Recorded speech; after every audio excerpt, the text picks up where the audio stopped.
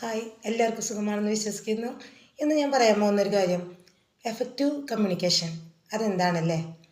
നമ്മൾക്ക് അറിയാം, പലപ്പോഴും നമ്മൾ പറയുന്ന കാര്യങ്ങൾ പൂർണ്ണമായ അർത്ഥത്തിൽ മറ്റുള്ളവർക്ക് മനസ്സിലാക്കാനോ അല്ലെങ്കിൽ മറ്റുള്ളവർ പറയുന്നത് പൂർണ്ണമായ അർത്ഥത്തിൽ നമ്മൾക്ക് മനസ്സിലാക്കാനോ കഴിയാതെ പോകുന്ന പല സിറ്റുവേഷനുകളും ഉണ്ടാകാറുണ്ടല്ലേ. അപ്പോൾ നമ്മൾക്ക് ആ ഒരു ലിസണിങ് പവറിൻ്റെ കുറവ് മൂലമാണ് ഒരുപക്ഷെ ഈ സമൂഹത്തിലുള്ള ഒരുപാട് ആളുകളുടെ മിക്ക പ്രശ്നങ്ങൾക്കും ഒരു സൊല്യൂഷൻ എന്ന് പറയുന്നത് നമ്മളെ കേൾക്കാനും മനസ്സിലാക്കാനും ആളുകൾ ഇല്ല എന്ന് പറയുന്ന ഒരു അവസ്ഥയാണ്.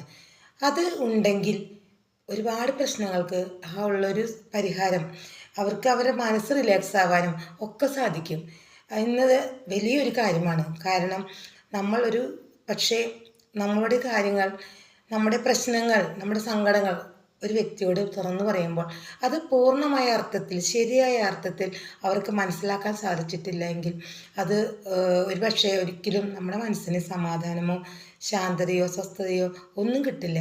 കാരണം കേൾക്കുന്ന വ്യക്തി അത് പൂർണ്ണമായ അർത്ഥത്തിലോ ശരിയായ അർത്ഥത്തിലോ അല്ല അത് എടുത്തിട്ടുള്ളത്. ഒരുപക്ഷെ നമ്മൾക്ക് പലപ്പോഴും നമ്മുടെ ഭാഗത്തുനിന്ന് വരുന്ന വീഴ്ച മറ്റുള്ളവർ പറയുമ്പോൾ അത് അതിൻ്റേതായ അർത്ഥത്തിൽ, ശരിയായ അർത്ഥത്തിൽ മനസ്സിലാക്കാൻ സാധിക്കുന്നില്ല എന്നതാണ്.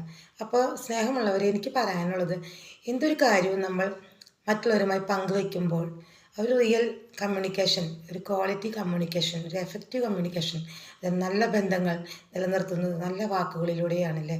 അത് നല്ല കേൾവിക്കാർ, നല്ല സംസാരിക്കാൻ പ്രിയമുള്ള ആ ഒരു വിഷയം അവർ പറയുമ്പോൾ കേൾക്കാൻ പ്രിയമുള്ളവരായി നമ്മൾക്ക് മാറാം. കാരണം കേൾക്കാനുള്ള മനസ്സ് അത് ഒരു വലിയ മനസ്സ് തന്നെയാണ്.